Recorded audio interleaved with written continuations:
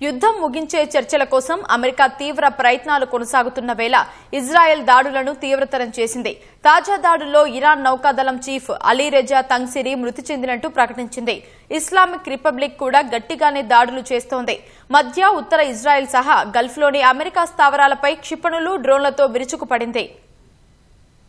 యుద్ధం ముగించే చర్చల కోసం అమెరికా మంతనాలు సాగిస్తున్న వేళ కూడా దాడుల తీవ్రత కొనసాగుతోంది. ఇరాన్లోని వ్యూహాత్మక లక్ష్యాలతో పాటు క్షిపణి కేంద్రాలపై అమెరికా, ఇజ్రాయెల్ భీకర దాడులు చేస్తున్నాయి.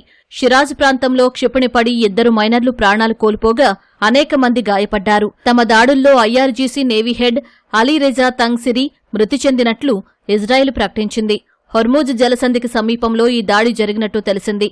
హొర్ముజ్ జలసంధిని దిగ్బంధించడంతో పాటు ఆ ప్రాంతంలో మైన్లను మోహరించడంలో అలీ రెజా కీలకంగా వ్యవహరించినట్లు ఇజ్రాయెల్ ఆరోపించింది. హెజ్బొల్లా లక్ష్యంగా లెబనాన్లో భూతల దాడులను ఇజ్రాయెల్ మరింత విస్తృతం చేసింది.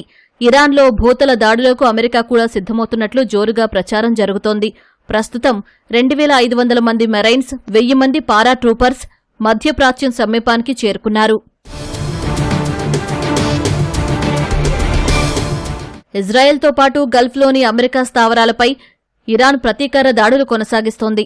ఇజ్రాయెల్కు చెందిన మిలిటరీ కంట్రోల్ సెంటర్తో పాటు దక్షిణ మృత సముద్ర ప్రాంతంలో ఉన్న అణు ఇంధన మౌలిక సదుపాయాల పరిశ్రమలపై దాడులు చేసినట్లు ఇస్లామిక్ రిపబ్లిక్ గార్డ్స్ కోర్ తెలిపింది.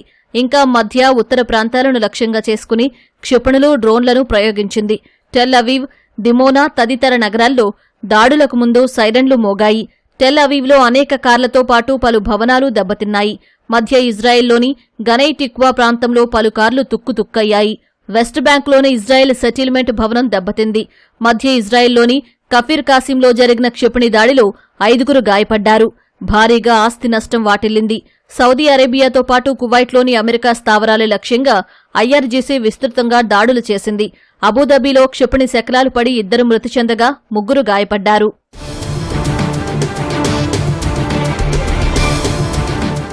ఇరాన్ దాడులు ఉధృతమైన నేపథ్యంలో ఇరాక్లోని అమెరికా ఎంబసీ తమ పౌరులకు కీలక అలర్ట్ జారీ చేసింది. ఇరాక్ నుంచి వెళ్లిపోవాలని సూచించింది.